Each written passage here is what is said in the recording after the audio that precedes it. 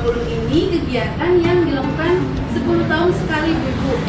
Jadi pertama tahun 1961, tahun 71, tahun 80, tahun 90, 2000, 2010, dan sekarang 2020. Sudah ketujuh dari negara kita merdeka.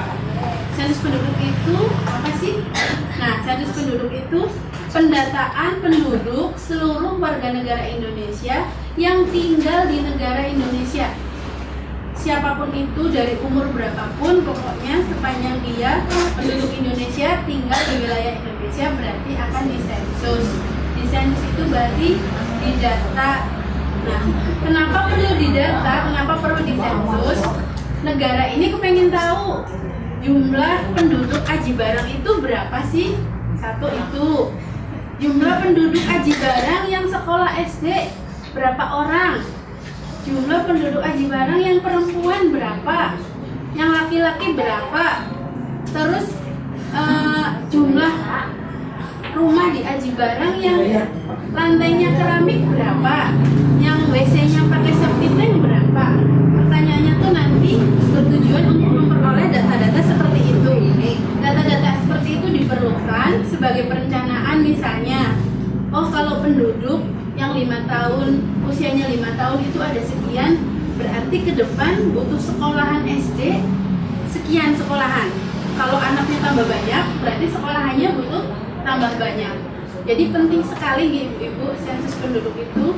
Kemudian yang pentingnya lagi, istimewanya sensus penduduk 2020, BPS itu menggunakan data Dukcapil. Jadi Dukcapil itu kan ada registrasi itu ya, kalau ada orang daftar KTP KK itu ya. Nah, BPS itu menggunakan data itu sebagai data dasar.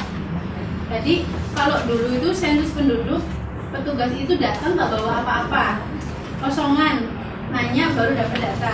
Nah, kalau yang sekarang itu sudah punya data dasar dari Dukcapil.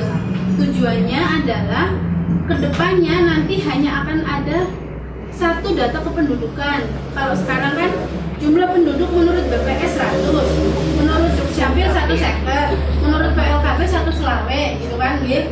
Nah, dari sensus penduduk 2020 itu nanti hanya akan berbunyi data penduduk Indonesia sekian, gitu.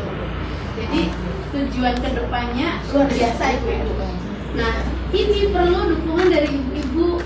Kenapa? Karena di sensus penduduk 2020 ini ada 2 tahap yang melibatkan masyarakat itu tidak hanya sebagai objek yang didata saja, tetapi sebagai subjek.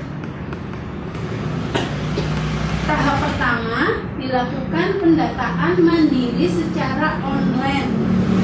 Itu dimulai pada 15 Februari sampai dengan 31 Maret 2020. Jadi sekarang sudah lagi pendataan online nih Ibu. Pendataan online itu artinya Ibu semua di sini bisa mengisi datanya sendiri dengan syarat ada HP atau laptop atau komputer, ada kartu keluarga, ada nomor surat nikah atau nomor surat cerai. Paling penting terhubung dengan internet. Nah itu. Nah kalau sudah ada itu, ibu-ibu bisa